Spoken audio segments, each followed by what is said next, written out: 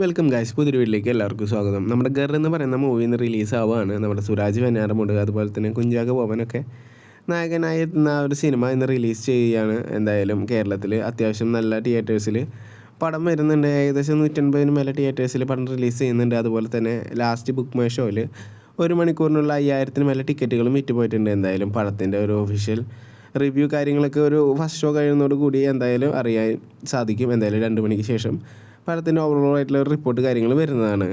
അടുത്തൊരു അപ്ഡേറ്റ് എന്ന് പറയുന്നത് DNA എന്ന് പറയുന്ന ഒരു സിനിമയാണ് ഇന്ന് എന്തായാലും റിലീസാവുന്നത്. TS സുരേഷ് ബാബു ആണ് ഈ പടത്തിൻ്റെ സംവിധാനം നിർവഹിക്കുന്നത്. അതുപോലെ തന്നെ നമ്മുടെ അജു വർഗീസ്, ബാബു ആൻ്റണി, റിയാസ് ഖാൻ, റായ് ലക്ഷ്മി എന്നിവരൊക്കെ പടത്തിൽ പ്രധാന വേഷങ്ങളിൽ എത്തുന്നുണ്ട്. എന്തായാലും വലിയൊരു ബുക്കിംഗ് കാര്യങ്ങളൊന്നും ബുക്ക് മൈ ഷോയിലില്ല.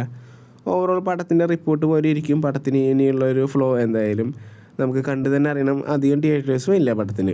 പിന്നെ ഒരു അപ്ഡേറ്റ് നമ്മുടെ ദേവരയാണ്. 27/9/24 നമ്മുടെ ദേവര എന്ന് പറയുന്ന പടത്തിൻ്റെ പാർട്ട് 1 റിലീസ് ചെയ്യാണ്.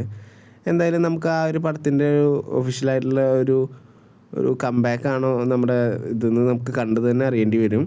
മറ്റൊരു അപ്ഡേറ്റ് നമ്മുടെ മഹാരാജ എന്ന് പറയുന്നത് വിജയ് സേതുപതിയുടെ ഒരു സിനിമയാണ്. ഒരു ഇടവേളയ്ക്ക് ശേഷം വിജയ് സേതുപതി നായകനായി തിരിച്ചെത്തുന്ന ഒരു ആക്ഷൻ പടമാണ്. ഒരു ബ്ലഡ് ഇതായിട്ടുള്ള ഒരു വയലൻസ് ആയിട്ടുള്ള ഒരു പടം തന്നെയാണ്.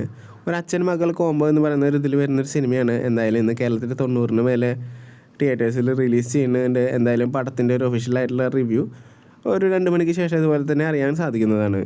അവസാനമായിട്ടുള്ള ഒരു അപ്ഡേറ്റ് എന്നുമ്പോൾ നമ്മുടെ ആടുജീവിതമാണ്. ആടുജീവിതത്തിൻ്റെ OTT റൈറ്റ്സ് ഇപ്പോഴും സ്റ്റിൽ പെൻഡിങ് ആണ്. ഇതുവരെ അത് വിറ്റ് പോയിട്ടില്ല.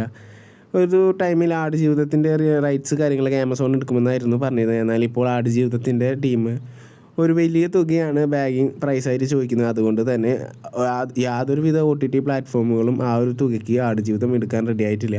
അതുകൊണ്ട് തന്നെയാണ് ആടുജീവിതം ഇത്രയും ഡിലേ ആവുന്നത്. ഇനിയിപ്പോൾ എന്തായാലും കണ്ടറിയണം ആരാണ് OTT റൈറ്റ്സ് എടുക്കുക എന്നുള്ളത്. എന്തായാലും ആടുജീവിതം പോലൊരു സിനിമ OTTയിലേക്ക് വരട്ടെ. എന്നാൽ പ്രൊഡ്യൂസേഴ്സും അതിനനുസരിച്ച് ഒരു അഡ്ജസ്റ്റ്മെൻറ്റ് ചെയ്യണമെന്നാണ് നമുക്കുള്ള ഒരു അഭിപ്രായം. എന്തായാലും കണ്ടു തന്നെ അറിയാം.